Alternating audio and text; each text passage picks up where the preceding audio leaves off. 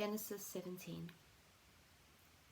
Your part of the contract, God told him, is to obey its terms. You personally and all your posterity have this continual responsibility, that every male among you shall be circumcised. The foreskin of his penis shall be cut off. This will be the proof that you and they accept this covenant. Every male shall be circumcised on the 8th day after birth. This applies to every foreign-born slave as well as to everyone born in your household. This is a permanent part of this contract, and it applies to all your posterity. All must be circumcised. Your bodies will thus be marked as participants in my everlasting covenant. Anyone who refuses these terms shall be cut off from his people, for he has violated my contract. Then God added, regarding Sarai your wife, her name is no longer Sarai, but Sarah, princess. And I will bless her and give you a son from her.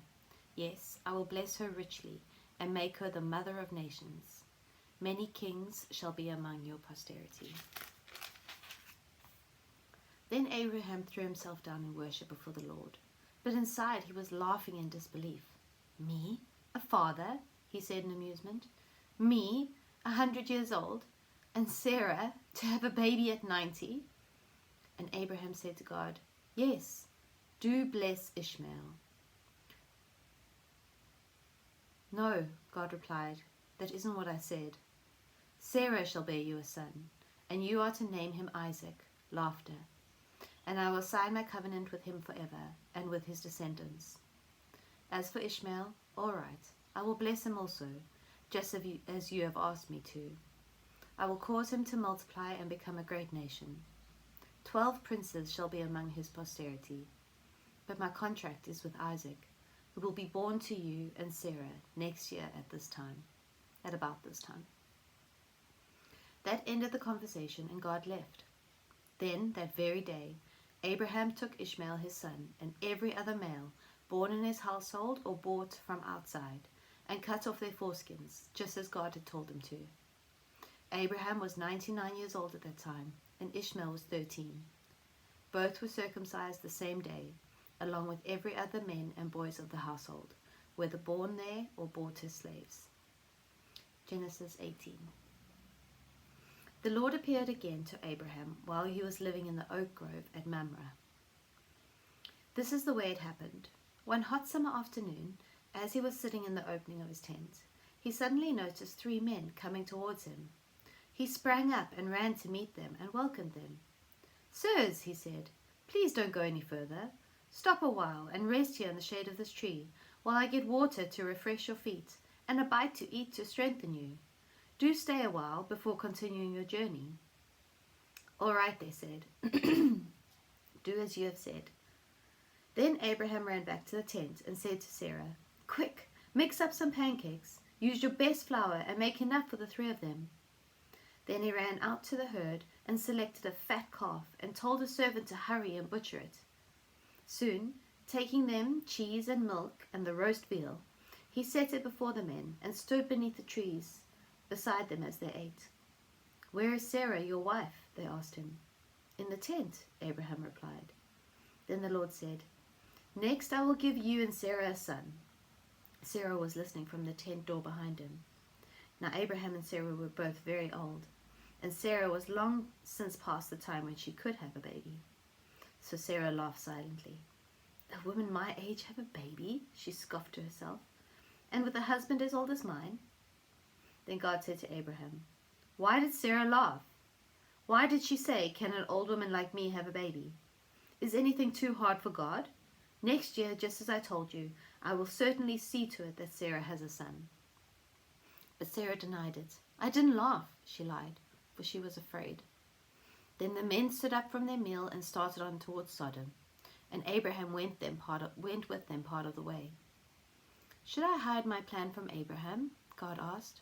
For Abraham shall become a mighty nation, and he will be a source of blessing for all the nations of the earth. And I have picked him out to have godly descendants and a godly household, men who are just and good, so that I can do for him all I have promised.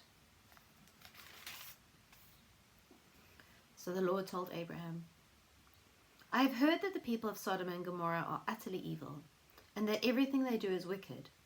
I am going down to see whether these reports are true or not. Then I will know. So the other two went on towards Sodom, but the Lord remained with Abraham a while. Then Abraham approached him and said, Will you kill good and bad alike?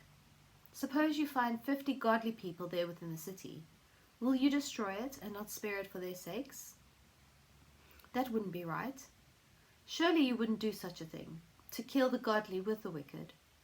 Why? You should be treating godly and wicked exactly the same. You would be treating godly and wicked exactly the same. Surely you wouldn't do that. Should not the judge of all earth be fair? And God replied, If I find 50 godly people there, I will spare the entire city for their sake. Then Abraham spoke again. Since I have begun, let me go on and speak further to the Lord, though I am but dust and ashes. Suppose there are only 45. Will you destroy the city for lack of 5? And God said, I will not destroy it if I find 45. Then Abraham went further with his request. Suppose there are only 40. And God replied, I won't destroy it if there are 40. Please don't be angry, Abraham pleaded. Let me speak. Suppose only 30 are found there. And God replied, I won't do it if there are 30 there. Then Abraham said, Since I have dared to speak, let me continue. Suppose there are only 20. And God said, I won't destroy it for the sake of the 20. Finally Abraham said, Oh, let the Lord not be angry. I will speak but this once more. Suppose only 10 are found. And God said, Then for the sake of 10 I won't destroy it. And the Lord went on his way when he had finished his conversation with Abraham, and Abraham returned to his tent. Genesis 19. That evening the two angels came to the entrance of the city of Sodom, and Lot was sitting there as they arrived. When he saw them, he stood up to meet them and welcomed them. Sirs, he said, come to my home as my guests for the night. You can get up as early as you like and be on your way again. Oh, no thanks, they said. We'll just stretch out here along the street. But he was very urgent, until at last they went home with him, and he set a great feast before them, complete with freshly baked unleavened bread. After the meal, as they were preparing to retire for the night, the men of the city, yes, Sodomites, young and old from all over the city, surrounded the house and shouted to Lot, Bring out those men to us so we can rape them. Lot stepped aside to talk to them, shutting the door behind him. Please, fellows, he begged, don't do such a wicked thing. Look, I have 2 virgin daughters, and I'll surrender them to you to do with as you wish. But leave these men alone, for they are under my protection. Stand back, they yelled. Who do you think you are? We let this fellow settle among us, and now he tries to tell us what to do. We'll deal with you far worse than with those men. And they lunged at Lot and began breaking down the door. But the 2 men reached out and pulled Lot in and bolted the door, and temporarily blinded the men of Sodom so that they could not find the door. What relatives do you have here in the city? The men asked. Get them out of this place. Sons-in-law, sons, daughters, or anyone else, for we will destroy the city completely. The stench of the place has reached to heaven, and God has sent us to destroy it. So Lot rushed out to tell his daughter's fiancés, Quick, get out of the city, for the Lord is going to destroy it. But the young men looked at him as though he had lost his senses. At dawn the next morning the angels became urgent. Hurry, they said to Lot. Take your wife and your 2 daughters who are here and get out while you can, or you will be caught in the destruction of the city. When Lot still hesitated, the angel seized his hands and the hands of his wife and 2 daughters and rushed them to safety outside the city, for the Lord was merciful.